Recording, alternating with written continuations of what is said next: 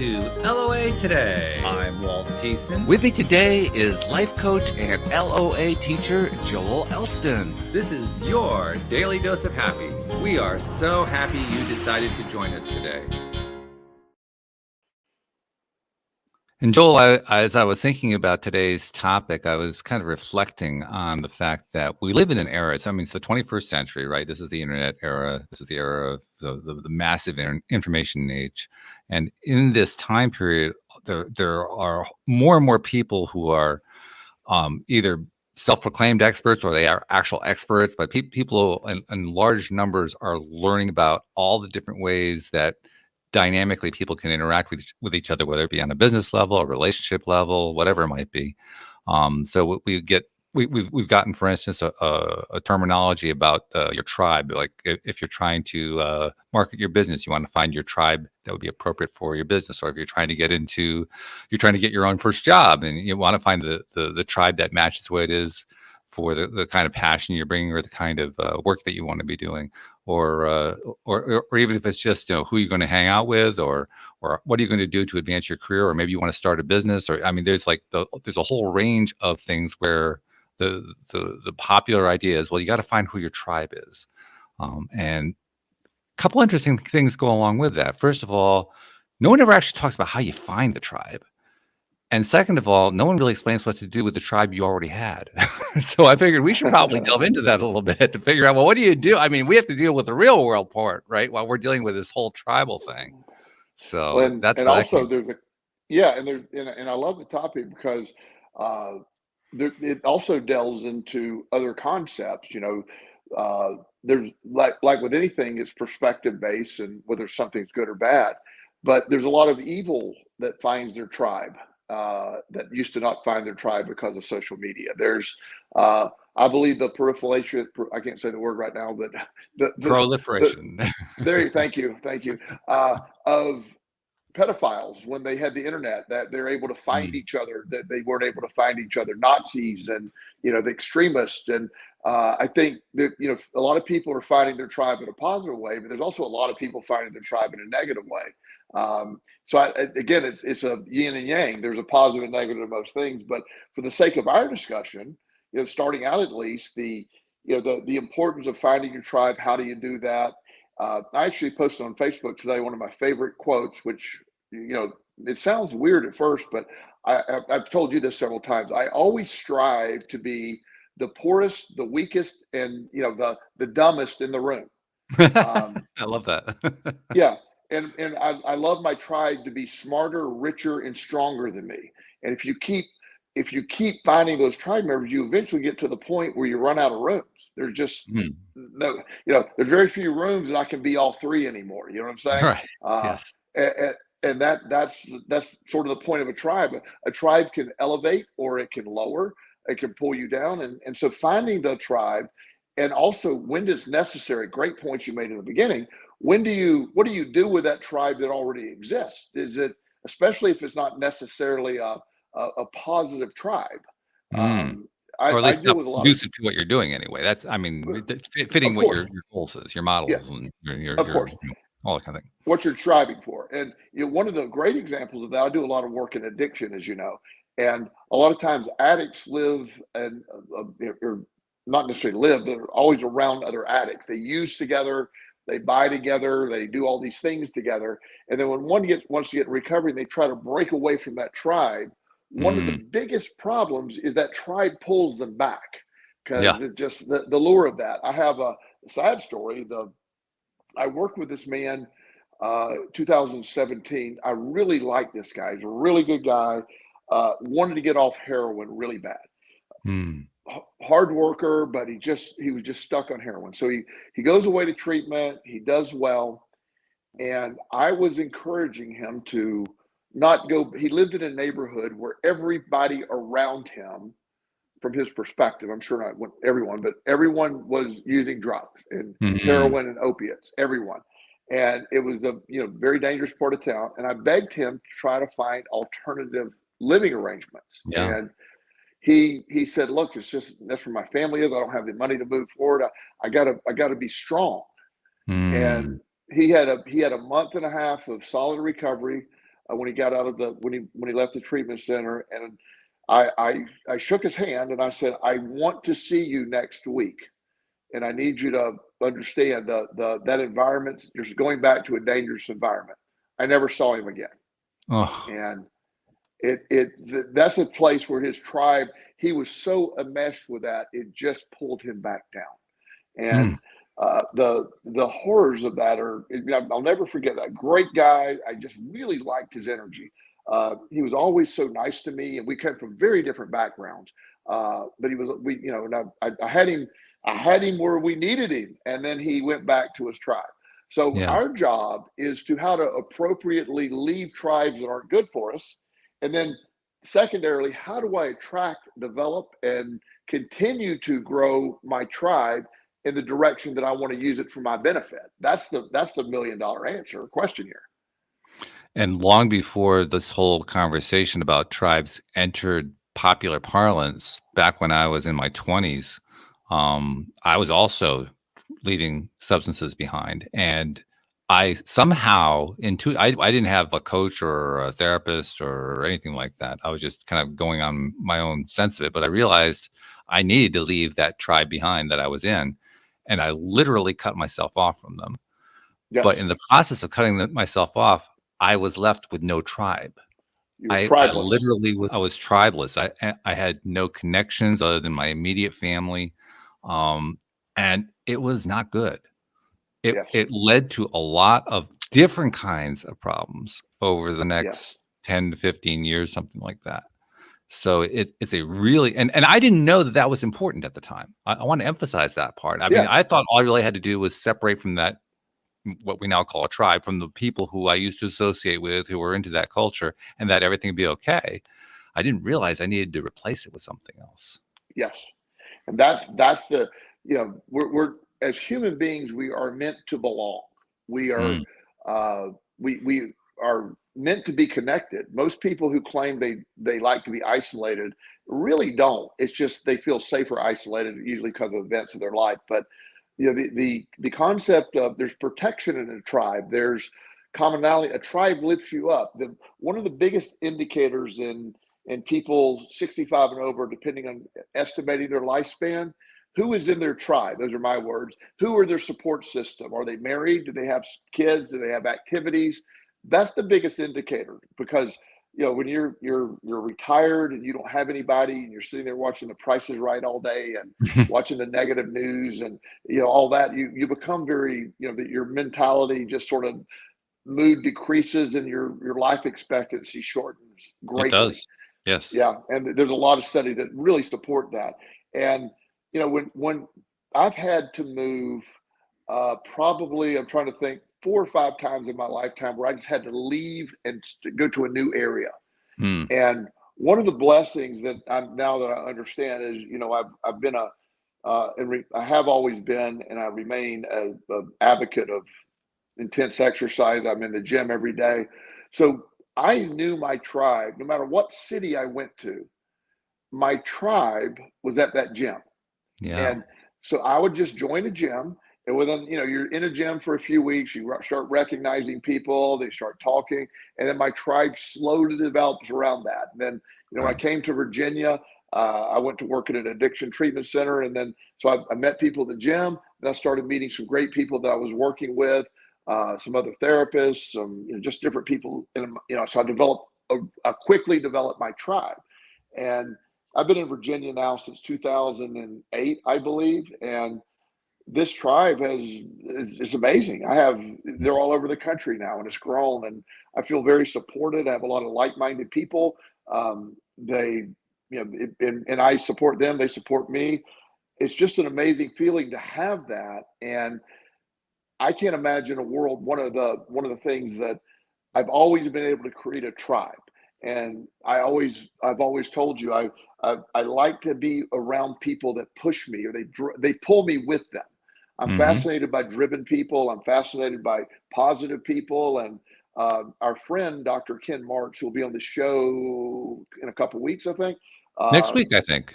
Next week, great. And I met him at Williamsville Wellness, and we quickly became tribe members. And to this day, we've lived apart now, worked apart for a long time, but we still remain very close. He knows we don't talk every week, but the good news about a tribe is they're always there. You don't have to constantly be interacting with them, but if you need them, they're there.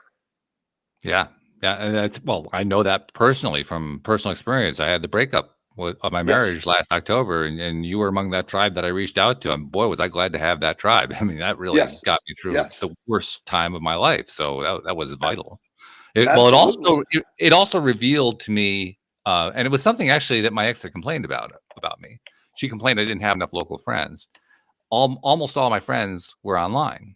People like you that I met, through doing the podcast for the most part, but also through other sources as well. And it was a valid point I'm not sure why it had anything to do with our relationship, but nevertheless, it was a valid point. I needed to kind of get into that some more. And as soon as the breakup happened, of course, when you go through something like that, your mind is racing, and you're trying to figure out how can you reestablish some level of equilibrium, because your entire equilibrium has been knocked completely off the table. One of the first things I went to was, I used to love dancing. And so I knew that was something, it wasn't even a decision. It was driven need. I needed to get back into dancing. It almost didn't even matter whether I liked it. Fortunately, I do like it. But I mean, it almost didn't matter, just because I needed to, it was like there was this gaping hole that was now, I was very highly aware of, intensely aware of, and I needed to fill that hole as soon as I could. So I started getting out and taking classes and going to dances and all that kind of thing. And like you said, it takes time. I mean, I remember fairly vividly many of the people who were in those first dance classes, and I didn't know any of them. They didn't know me. It all felt kind of, stiff, kind of formal and uncomfortable and so forth. And I was just reflecting as you were talking just now. I had a class on Monday with many of those same people. I mean, there's always a change in who the people are, but many of the same people. And we're like close buddies, and we're joking and we're laughing and we're sharing stories and all this. I didn't even know these people a year ago. I didn't know any of them. Yes. But because I got out there and made those kinds of connections, I started building my local tribe. And it really brought home for me just, first of all, how important it is. And second of all, it's actually not all that difficult. It isn't so much a matter of difficulty. It's actually more about getting out there, getting yourself out there, and then being patient with it, and just letting the process play out. Because the one thing that is very easy to do is to get to the place of saying, I got to make friends now. I got to start building connections now. And you'll just drive yourself crazy doing that. Yeah. No, and you organically, when you put it's really one of the most simple formulas to develop your tribe. Go to what you love and then attract the people that are there. It's just not rocket science here. You know what I'm saying? Like, you went to dancing and you put out the energy, you attracted the people. Just, your tribe was already there. You just went to where they were. You instinctively knew where they were.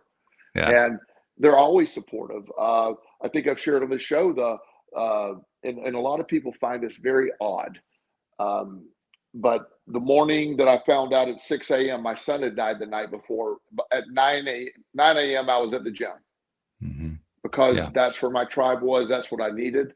I spent most of the day there. And, I just felt that that's where I needed to be. My tribe I didn't discuss it. I talked to one person about it, worked out. But I just needed to be there. I just needed to feel it. And so by developing a tribe, in a tribe, it could be various things. I have 11-year-olds that are in my tribe. I have 90-year-olds that are in my tribe. I track the weirdest, coolest people on the planet. I mean, heck, you're my friend. And so within that, I enjoy.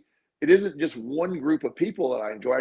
I like the people that there's certain energies that I attract and that I seek. And so really, when you develop your tribe, you can instinctively know. I mean, and some people, they may not fit. They may not necessarily do. So people may fall off as you go, and that's okay. It's not a bad thing. It's, the idea that people grow apart. I have people that I'm really close with, and then, things eventually fall off, but if they needed me, I'd still be there. It's just one of those things you don't have to the tribe's a lifetime a lot of times, and it's just an amazing thing to develop. Not that hard to do, but also, again, pruning the ones that aren't there where you need to be. I've had over the years some friends that sort of did things, differently, and I didn't really like. For me, when I've evolved in my life, if there were people that were sort of negative or, just not really, had a very negative attitude and always talking and complaining, those people don't last in my tribe very long. And, not because they're certainly entitled to be what they want to be and do what they want to do, but I cannot be around that energy. I can't. So my tribe can't include those. So I have to exit them from my tribe. Yeah. And right. there's nothing wrong with that. No, that's basically being selective about what's important to you. And that's an essential element of being alive. By the way, Barbie in the live stream posted pickleball players make a great tribe. So there's another example of it right there. Yes. Yeah. That ridiculous sport of pickleball. Absolutely. That's great for tribe building. I mean, literally. And that thing's growing like crazy. I mean, I hadn't even heard of pickleball a year ago. It's like everybody's playing pickleball now. Yeah. And the old people are crushing everybody at it. It's the old people dominating it. I mean, one of my colleagues, one of my clients one day, I said, what are you doing? He said, I want to go play pickleball with my mom and some other old people. And I go, oh, is that fair? And they go, no, it's not. They kick my ass every time. I mean, so it's, yeah. So it is, but Barbie made a great point. There are tons, there's fishing clubs, there's whatever you're into. That's what I love about, we can talk about the negative stuff in the world today, but one thing that brings, Meetup has a thing online. You have this Meetup thing where you're able to, look up different meetings or clubs or whatever, and there's all these things. So you can go there and find your tribe. And that's what I love about things. There's limitless things. It could be, just the most narrow of interest, whatever, you can go find that. A lot of young people and are into anime comics. I'm not really familiar with much of those, but a lot of my clients are. And they've always been sort of historically this isolated group of people, but now their online presence, they have these big anime conventions and these Comic-Cons. They're massive, and thousands of people come from all over the country, and they dress up in these costumes that some people think it's ridiculous. I think it's amazing that they have found their people. And I have a doctor friend who I can't imagine how, I don't have a number, but he dresses in Star Trek thing and goes to these Comic-Con things. His uniform and his equipment stuff, multiple thousands, if not 100,000. It's in the upper. Yeah, wow. All in. That's his thing. And he's got his tribe. And he waves he flies in front of his house, the United Federation of Planets flag. I love it. Yeah. He is into it. He speaks fluent Klingon, literally a made up language that he knows the entire language. And he's a brilliant neurosurgeon on top of that. So that is fabulous. It's amazing. So that's the beauty of tribes. And we live in a time, again, I like to look at the positive ones. We live in a time where you can find your tribe easier than ever right now. Yes. The hard part is for some people is you got to get up and go.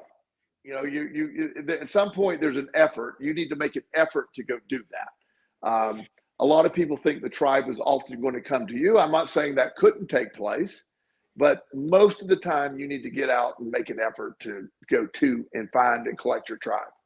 And speaking as one who had a great deal of trouble with that, of course, I was doing it pre-internet, so I didn't have that internet advantage. I wonder what would have happened if I'd had that. That's an interesting speculation. But I didn't have that.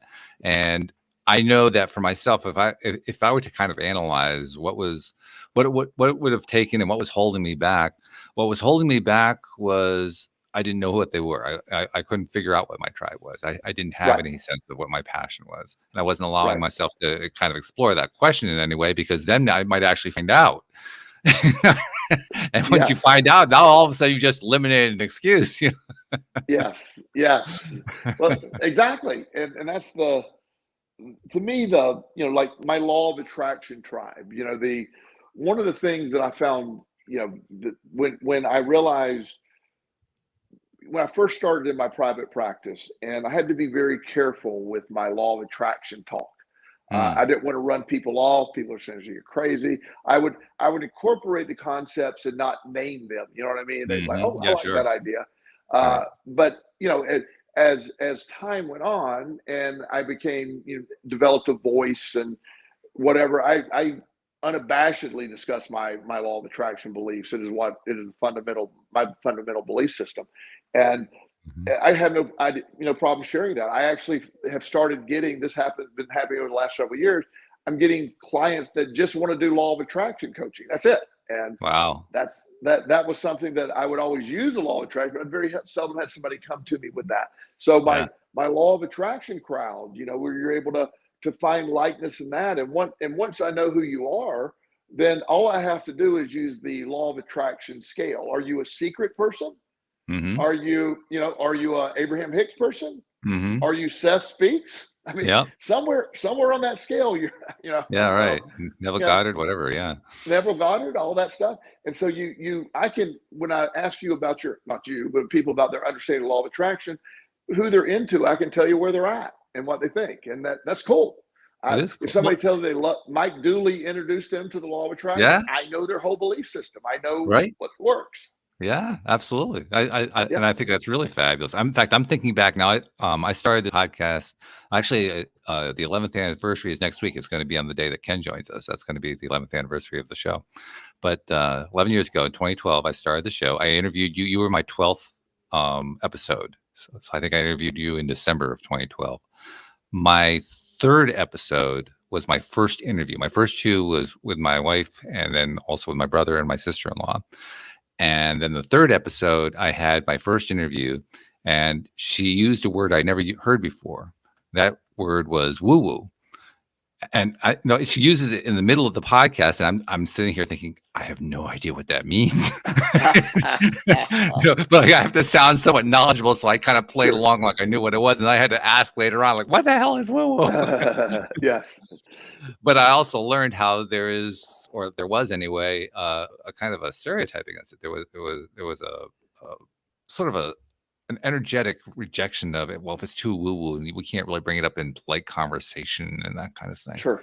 And here we are, 11 years later. I mean, I'm getting guests now coming from very standard career paths and so forth, coming in talking about woo woo, and Yeah. I'm like, putting my hand over my head and saying, "What happened? This thing it used to be like this thing that you had to avoid. Now everybody's talking woo woo. What's going Yeah. on?"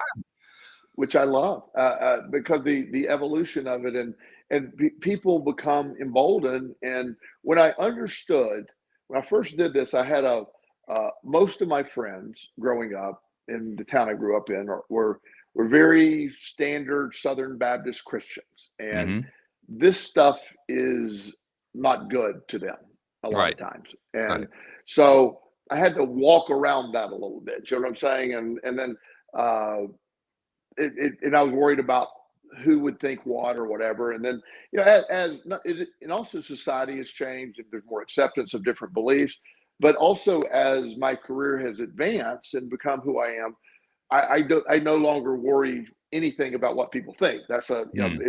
if I have a waiting list. If you're offended by my law of attraction, thank you for your time. I'll get the next person. So Right. it's Next. okay. Next. And so, but it's finding my tribe, and that reinforces, like when you and I talk. I was still new in that. Ken again, Dr. Ken, who's joining us next week, was instrumental in introducing me to the law of attraction. And you and I started talking about it. So I was in my infancy when we were talking. So I was still just a little above the secret at that point. So Mm. using our scale there, and I was fascinated by it. And some of it was, I'd be like, "Oh, that might be a little much," but I listened to it all. And then when I really got around to it, okay, I get this now. And Mhm. so my tribe supports that. And I have people that or what I love is there's people that don't necessarily agree with me, but they accept my belief system for me, which is all I ever want. I Yeah. don't. There's people in my tribe that don't take it as far as I do, but accept that's me as a whole person, and nobody's critical of that. Yeah. That's boy, and that's ideal. That's absolutely Yes. fabulous. Yes. I think it's actually the best possible world right there, because I would say it's even better than having people who have the same fundamental belief. And I Yes. say that because we learn so much more from those who have different perspectives from us. So to have so many of those people in your circle, in your tribe, who Yes. respect you enough that, okay, well, Joel's a little bit out there, but I can handle that. That's fabulous. That means Yeah, you're it is. getting the best possible combination going on there. Yes, and equal to that, while they may believe stuff that I don't believe, I'm not asking somebody to change their beliefs because I believe Right. different. We're accepting, and that's the model of how it should be. So your tribe, could be in its actually a healthy tribe does have varying opinions and beliefs. Oh yeah. You want commonalities, even within the weightlifting community, there's people believe in doing it this way or people believe in doing it that way, and people think CrossFit is silly, people think powerlifting is silly, within the community. And I'm just accepting the community as a whole. It's all about self-improvement. It's all about getting stronger. Whatever pathway you choose to do is great. I'm not opposed to that. And and that's the beauty of what we got going here. So by the way, you said something earlier I just wanted to refer to. You mentioned how people who are in your tribe, I think the two words that you used to describe it were weird and cool. And yes. I just wanted to say that as a member of your tribe, I'm really, really proud that you found a way to include weird and cool in the same sentence to describe me. So thank you for that. That was really great. and you of all people understand weird is a compliment from me. It is. That's not a slight. In fact, I hope I'm not going to have a tombstone, but if I did, I hope weird would be the first word. So I actually don't trust somebody who's not weird. If you don't have a weirdness about you, like I'm looking askance at you. Like, okay, so where's the other shoe that's about to drop? One of my favorite stories. One of my younger clients that I'm very close with now. He's 20 something now, but back then, so he used to tell his friends like, hey, my life coach is pretty cool, and so this one other kid came to see me and that he referred, and he went back and he said, yeah, Joel's a little weird. And my client that referred to him, no, he's a lot weird. Which is awesome. He said, he's not offended if you were to call him weird. Trust me, he doesn't care. So, but one of the things that I work with a lot of young people is own your weird. We all have it. So that's the thing it's when you try to conform to the norms of everyone else and you hide your weird. That's bad. The stuff that makes me tick is to some people just weird, and accept that. It's okay. Weird and cool they're synonymous with me. There's no one in my tribe that I would not describe as weird. And I mean that with the greatest, utmost respect.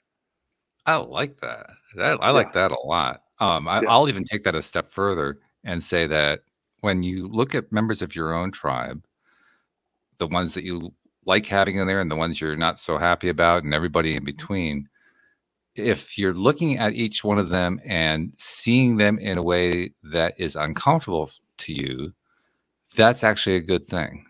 Yes. It's probably the hardest part to kind of wrap your head around when you're dealing with your own tribe. But when and I'm going to actually tie this into a rather challenging and complex issue, which will probably take up the rest of the show. But you made a reference earlier to that very sad story of the client who was enmeshed in the drug culture of his neighborhood and really couldn't get out of that tribe, so to speak. Well, people are born into tribes too. We're born into families. I mean, you have loads of experience with people who have been born into families where the families were so dysfunctional that the kids had to be taken away, and that there was like this massive disruption. And in many cases, the kids end up really suffering. You've had to deal with the worst cases and help them out to the best you can, which has been pretty darn good.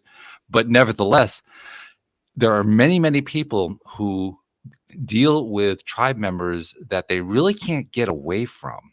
I mean, they can, but in many cases, it's very difficult to do, seemingly impossible.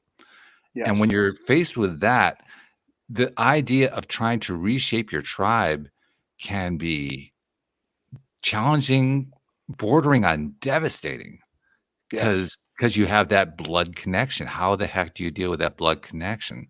So I kind of wanted to go down that road a bit to, first of all, talk about how important it is to really go find your own tribe, the ones that you want to be in your tribe. But also, we need a strategy. How do we deal with those tribe members we really don't want, but we can't really get rid of them without, short of disowning a member of the family? That's always a slippery slope, and there's our scenarios, especially with younger people who are living in dysfunctional situations, that don't get taken out of that system. They're not that dysfunctional, but they're still unhealthy. Uh, Unfortunately, there's not a lot of remedy for them. They have to sort of accept, this is my tribe for now.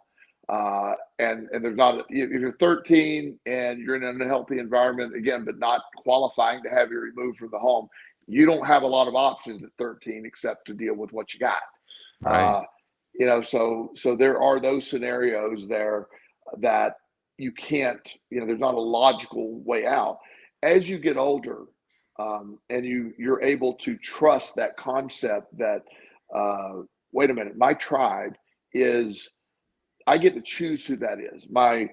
Um, I have members of my family that, I grew up with a lot of addiction, a lot of mental illness, and uh, family was allegedly really important. That was the message I was getting. And you always stood by your family, and you didn't share family secrets. And first of all, it was like, okay, you ignore the dysfunction and you act like it didn't happen. So when your grandfather gets drunk and threatens to kill you on Thursday, you go to Sunday dinner and just smile like it never happened. Uh, Mm. that was awesome. That was what you're expected to do. And then when you turn older, what I did, and realize, I'm not going to eat Sunday dinner with your crazy ass when you threaten to kill me on Thursday. Just not doing it. Mhm. Not Mhm. moving forward. Mhm. And then that created the whole disruption. Then the uncles are calling, going, "Why would you tell your grandfather you made him drink tonight?" And I go, "Really?" Yeah. Because I think he was doing a pretty good job without me involved. Yeah. But they were always like, "You can't upset him." I go, "No, we got to stop with that." And I cut my grandfather out of my life, because I just realized how dysfunctional it was. And he was just a horrible, horrible alcoholic that never had the courage to get help, and he ended up killing himself. And it's one of those things that's sad, but at some point you're like, wow. So I had to separate from that tribe, that portion Yeah. of the tribe, and it's hard. I mean, it really is, especially when your narrative is your family first. You never move on from your Right. family, and Yeah. it's a conflicting message to many people. Oh, very conflicting is putting it generously. I mean, Yeah. it is a clashing message. Yes. Yes. It really is. Now, Yes. but you also made reference to that 13-year-old who doesn't have a whole lot of options going on. And Yes. it also brought to mind, we actually have listeners around the world. I remember at one point, and for all I know, she still listens. We had a listener from a Middle Eastern country who basically felt trapped in her own home. And literally there seemed to be nothing that she could do. She would contact me and ask for advice. How can I attract the kind of life I want? I'd do my best to give her, basic LOA theory to help her get to where she wanted to go. But bottom line was she was facing a really rough situation where she literally could not physically leave without putting her life at stake. Yes. And that's a scary thing to do. What do you do if you're in that situation? How can you survive that? Yeah. Those are the ones where there's no, I'll use a 13-year-old, for example, because I've experience with that. Okay. The lady, I hope she's okay. I hope she's listening. I don't really have a lot of direct experience with that. That's a terrible situation to be in. The 13, and I've talked to kids that, you start creating a sub tribe. You can start building a tribe off to the side, so to speak. Mm. Surround yourself with the right people. You're building that tribe, and then eventually, there was one kid I worked with a long time ago, and he was a friend of one of my clients, and so he came to a session with one of my client brought him to a session, and his family would never have paid for him to see me. So they were talking, and he described a very dysfunctional situation: alcoholic father, abusive mother, but yet nothing to escape. It's not enough to get him out of there. So it Right. just, he was there. So we started talking about, look, you're where you're at. So he decided to start playing sports, and the reason he did that, he kept him out of the house more. After school, Yeah. he had practice, his games, and then on the weekends he would he got on a travel team with this friend that I was saying they would travel. So he basically reduced the amount of time in the house, Hmm. and he kept developing a better and better tribe. And so he was limited. He limited through, they didn't know what he was doing. But he just worked hard to not be in the house. He did his homework at his friend's house. And then when he got 16 or 17, he was thriving and doing really well. And now he had some courage. The family that again, the client that my client he got very close to that family. And he went to talk to them about it. And they said, we can't take you without your parents' permission, but if they will sign over a paper to let us, you be here and it's legal, you're welcome to live with us. Hmm. And he had the courage. He went and talked to his parents, and they said, absolutely not. We're screaming and all this other stuff. And he said, okay. For some reason, his dad had a moment of clarity, and he said, we've been terrible parents. We've been terrible Wow. dads. Wow. And he goes, I'm going to sign it. I want you to be there. I'm here. We're going to pay them some money to help offset this. And if you ever want to come back, but maybe we can make this up to you. And it ended up beginning a healing process. He did live Wow. with that family, but he also improved his relationship with his other family. They started realizing it. So he fixed his tribe by getting a new tribe in a sense, and it Yeah. helped fix his tribe. And he's a grown man now. I've sort of lost track of everybody, but everybody's doing fantastic. The last I heard, and so he developed it but he had to accept, I can't do it, but he worked around it where he played every sport, and they ended up being exceptional at baseball. He ended up getting his college scholarship for baseball. So all of it sort of worked out really, really well. I love that. I love that story Yeah. for a couple reasons, not the least of which is that it is a great law of attraction story. And Yes. in Yeah. LOA theory, we talk a lot about vibration, right? What's the vibration of Yeah. your thoughts, your feelings, and so forth? And if they're high vibration, then they're the so-called good feelings. If they're low vibration, they're the so-called bad feelings, and so on and so forth. Right. There's also the element of vibration impacting other people. So, Yes. for instance, if I'm vibrating at a certain level because I'm focusing on something consistently, that vibration does have an impact on people in my immediate vicinity, people who I have regular contact with. And it Yes. has impact in ways that I don't necessarily see. Sometimes I do, sometimes I don't. A lot of the time it's going to impact them in ways that they don't even know about. I mean, it can actually go kind of under the table where nobody knows it's going on, but it's going on. And then it has this unexpected side effect that comes out of it. Yes. Now, in the case of your client there, it was a much more direct vibrational impact. It's pretty obvious that the shift of going to that other family positively affected his own family. I mean, that's the best possible vibrational impact you could ask for. But Yes. it can work either way, really. And that's Yeah. one of the reasons I bring it up. I mean, literally, what we give our attention to, we get more of. Whether we're giving our attention to the good stuff, the bad stuff, whichever, we're going to get more of it. He gave his attention through this rather long, drawn out process to this other family that gave him a better experience. And that Yeah. led to better results. Now, if he had been like the other client who just simply went back to the old tribe and got re-involved in the drugs and alcohol and so forth, that would have had the other kind of vibrational impact. And it did have the other kind of vibrational impact because you basically lost a friend that way. So Yes. it can work either way. I bring this up to remind us that when it comes to finding our tribe, connecting with our tribe, dealing with tribe members we don't enjoy, don't feel good about, that whole picture, our vibration is what we set just by what we're thinking about, what we're feeling about, what we're giving our attention to. So literally how we give our attention within that context of what that tribe is, what it's going to look like, and so forth, it determines the tribe just because It we're does. giving attention to it. Yes.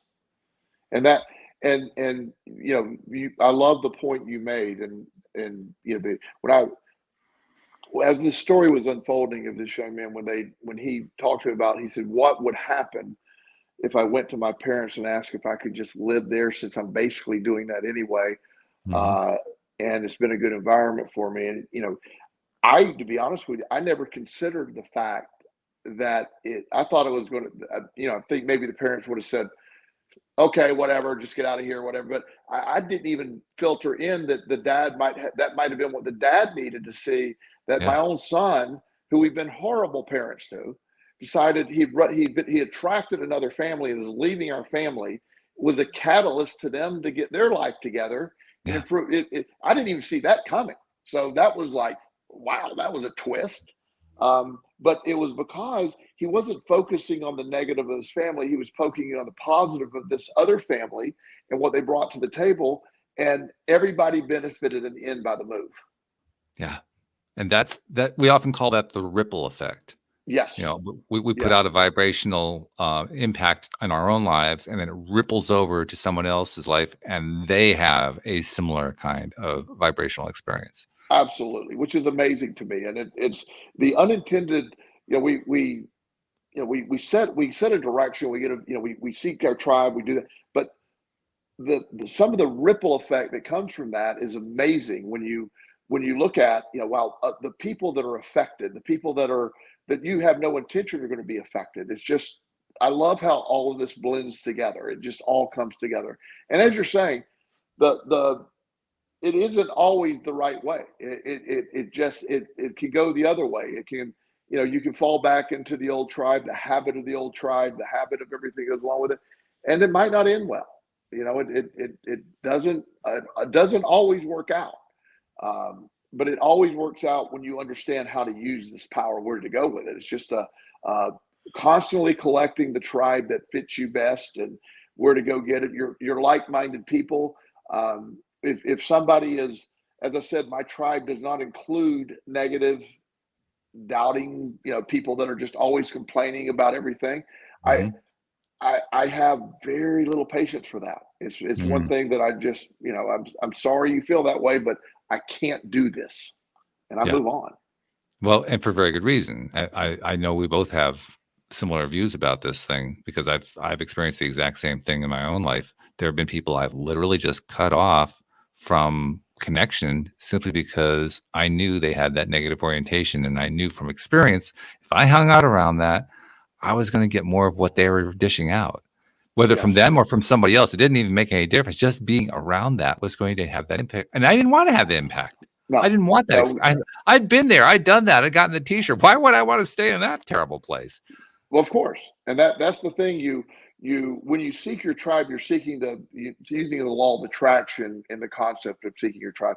You're looking for the same vibration. You're looking Right. for that, in some areas, and it's as we said, it doesn't have to be the exact same vibration, but it just has to be similar in nature, similar mindset, similar views on things. I don't usually talk politics. You and I occasionally will talk about general stuff. Uh, we agree on 90% of stuff, probably disagree on 10% of it. And Mhm. it doesn't remotely change anything. We No. have views. It's just, Yeah. I would never lose our friendship over you being wrong on some of the things you're wrong about. So I love the way you said that, by the way. yeah, no problem. So I want to lose your friendship just because you're wrong, but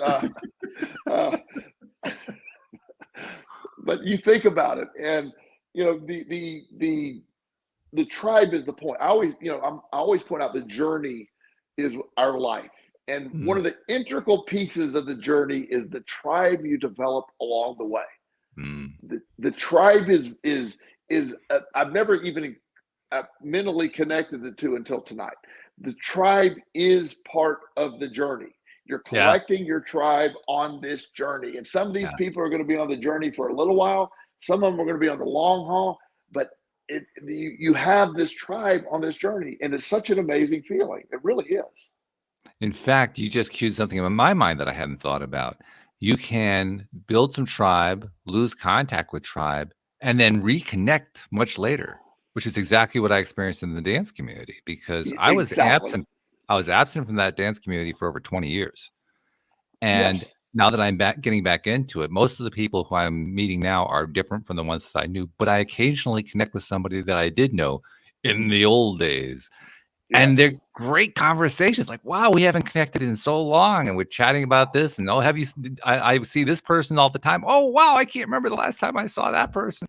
That reconnection that you get through that process, it's almost better than the friendships themselves. In fact, in some ways, it has this deeper feeling on some level. An example that you cued something happened to me. I have a very good friend that we when we used to work together at Williamsville Wellness, we spent a lot of time together. Just really, just us as a group would go out a lot. It was always very fun. Well, my life has totally, I'm not working in that same group anymore. I have a bunch of new colleagues, and I'm way over here. So 10 years passed by, and through no intention or fault, we just fell off. The contact fell off. Right. So this person was in need of to talk, and said, "Hey," she said, "You got a minute?" She texted me. I said, "Absolutely." Well, we picked up like 10 years didn't exist. It just there was never an intention of the tribe never ended. It didn't have to. That's how it shows how solid it was. That it was able to just with no awkwardness, we picked right back up, and and then it increased, and we 6 months or so we're in contact. She sort of got her situation resolved, and not on purpose, but again, it slowly fades off again. But if we ever need, if that's the beauty of it, it isn't always constantly there, but it's knowing that it exists and you can summon it at any time. That's one of the beauties of the tribe. And I'm going to go really woo. We talked about woo woo before. I'm going to go really woo for a moment and point out that when we do allow that dynamic process that you just described very beautifully, when we allow that to just naturally happen the way it happens, an interesting energetic flow starts to occur. This is the woo part. The energetic flow, it's almost as if having all those connections that are either active or inactive for various amounts of time, those connections, it's almost like there's an energy that flows among and between them. Yes. And through us as well. And we're part of that energy flow. And that energy flow, the more of those connections that we have, gets stronger. It gets more potent. You can feel it more. You can sense it. You gain a confidence from it. You gain a sense of purpose from it, which if you had told that to me 30, 40 years ago, I would have looked at you cross-eyed like, what the bleep are you talking about? Yes. But now I look at that experience, and I've been having that experience a lot, and it is remarkable how those tribal connections, as we're calling them, they all add up. It's like there's a cumulative effect to them, and it's palpable. You can feel it. You can practically taste it. Yes. Were you going to get woo woo? I thought in a minute. Well, for me, that is the woo woo. I'll give you our time. That's exactly what I believe. So it's not. For us, it's not woo at all. No, that's true for us. Well, there are a lot of people who would say, "Huh? What are you talking about?" Yeah. No, but also there's some theories that, and I'm not really not. There's some science backing up. Not just your tribe now, generational tribes. There's memories that can be passed down, and there's instincts, and it might even be bigger. If you want to get woo woo, it might be way bigger than we realize. I think it might go back. It might go back generations, because you bring that energy forward with you, and you realize that I have this image, that when you're disconnected from source, or you're disconnected from life, and you don't feel like you belong, you're whatever you're facing, you're standing there alone. Mm-hmm. And then in today's world, if I'm standing and I'm standing up against something, or I'm having to, there's something, life is, I'm having to put effort for, all my tribe is standing right behind me, and the tribe that has transitioned are standing right behind me as well. So all of them are right behind us when you're in tune. When you're not in tune, it doesn't feel like that energy is there. And that's when you're being connected. Does that make sense? It not only does it make sense, I had a really kind of amusing image come into my mind. I don't know if you ever watched all the Star Wars movies. I end up watching all of them, and the I have. last one they have the final scene between, on the one hand, the Jedi, and on the other hand, I can't remember what the bad guys are called, but the two energies basically being represented by two individuals. And Yes. the Sith, that's the other one. So the bad guy, the reincarnated Palpatine says, the scavenger girl, she's nothing. I am all the Sith. And the scavenger girl says, and I am all the Jedi. And there's like this boom, this explosion of power, as the two forces collide. What a great metaphor for what Sure. happens when you have that tribe behind you. Because Yes. that was actually, that was part of that storyline for Rey, the lead character in that movie. She was trying to connect energetically to the Jedi, and she couldn't seem to make the connection. It was driving her Yes. crazy. It was making her feel lack of confidence. And then, of course, at the very moment when she needs to have it, that's when she makes all the connection, and everything just comes together for her. Yes. But Yeah. it's a beautiful metaphor, but it really, it's true. It's a It feels true that way. metaphor. Yeah. Yes. And that's the thing. So when I totally tuned into my source, I'm in the right path. It isn't just my energy, as we're saying, that I'm bringing to, it's all the energy of everyone that's in my tribe, everybody that has left to transition to the other side of the tribe, to the other world that were in my tribe before. I have a vision of thousands of people in my tribe standing right with me, and that energy is flowing through me. Law of attraction allows that energy connection to take place. Being disconnected from your source is when you feel, to me, that would be the definition of depression, is when you're disconnected from that energy. That's when people feel they're depressed, I believe you've disconnected from that energy, and your tribe is a big part of that energy.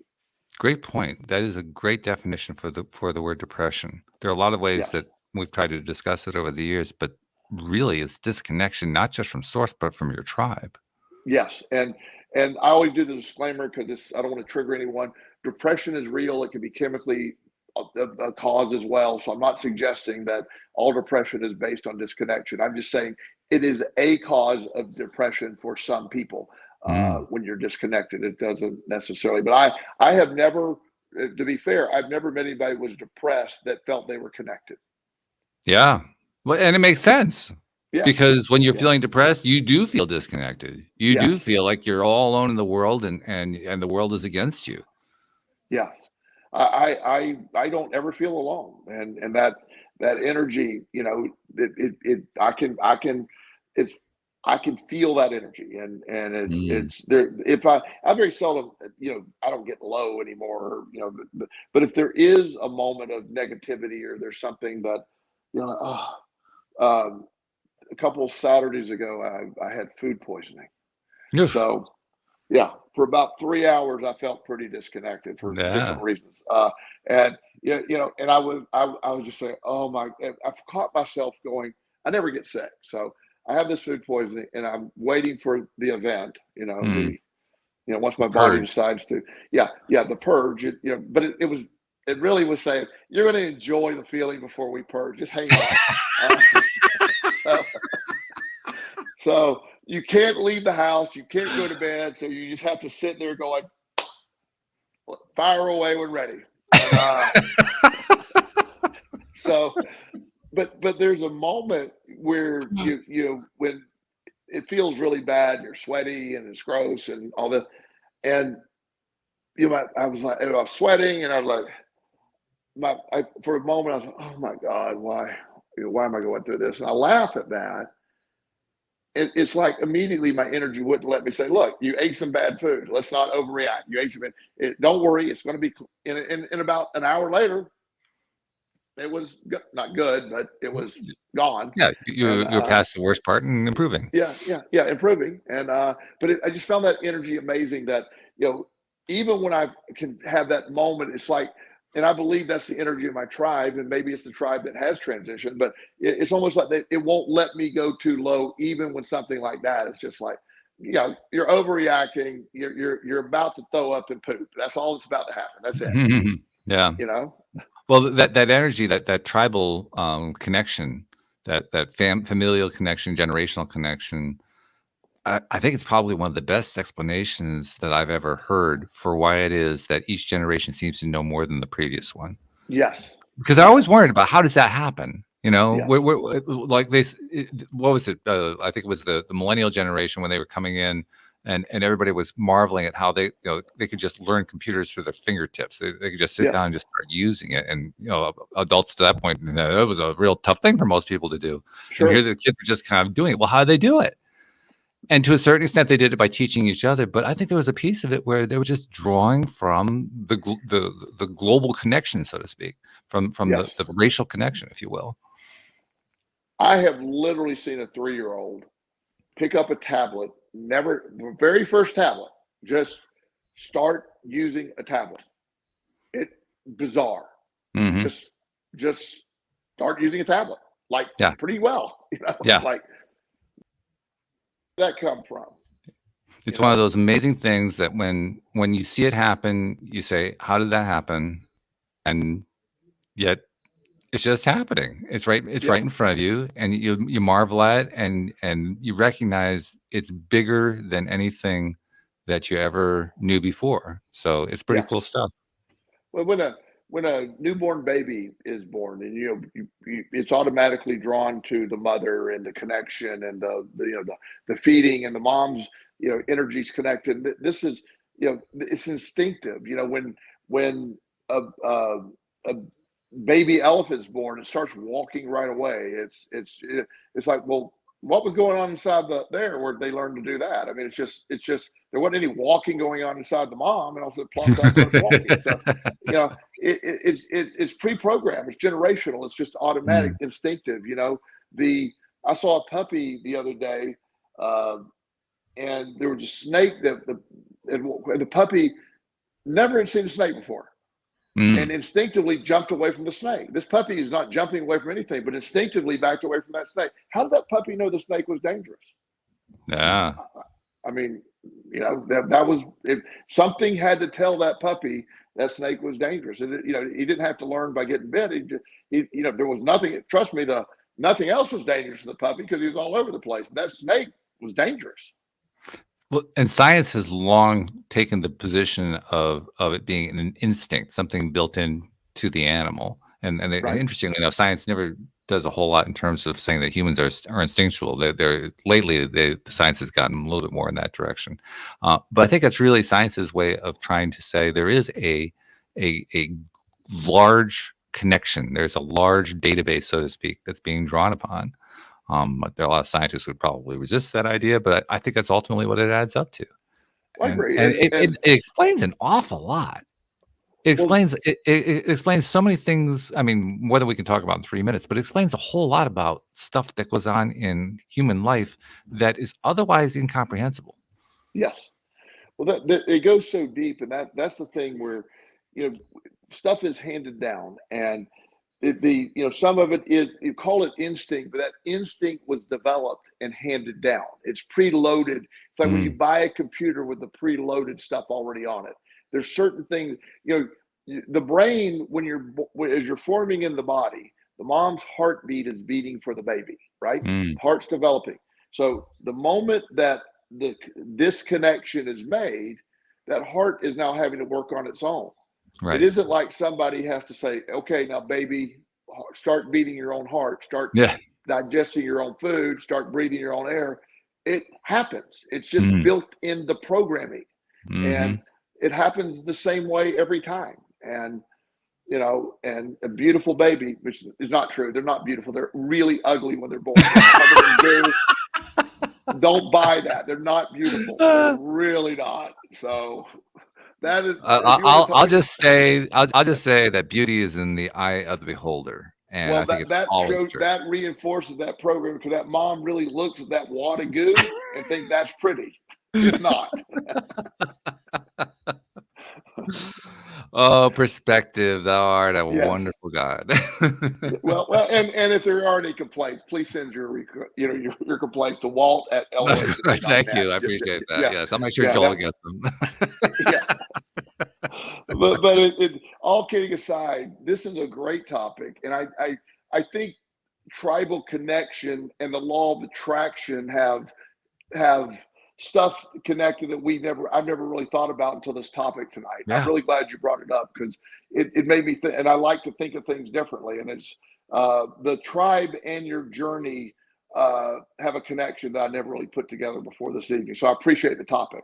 Oh, my pleasure. Well, actually, one of the things that made me think about it, and I'll use this as the wrap up, is I have for a number of years now been advocating the idea that if you want to be successful with whatever it is you're trying to be successful in your life, you really need two things. You need to have some self-confidence and you need to have some social connections. Tribe is social connection.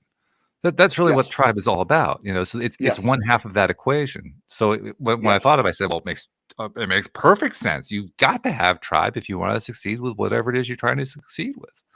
The number one thing when I have people, when I'm doing traditional life coaching, people looking for jobs, everybody you meet is your network.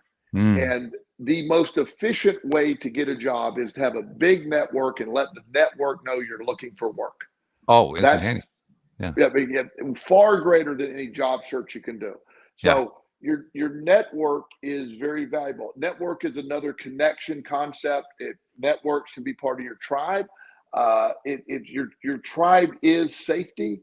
It goes way back. Your tribe represented safety, and being able to move from one tribe to another go to a tribe that is more safe or matches your goals better. There's nothing wrong with that.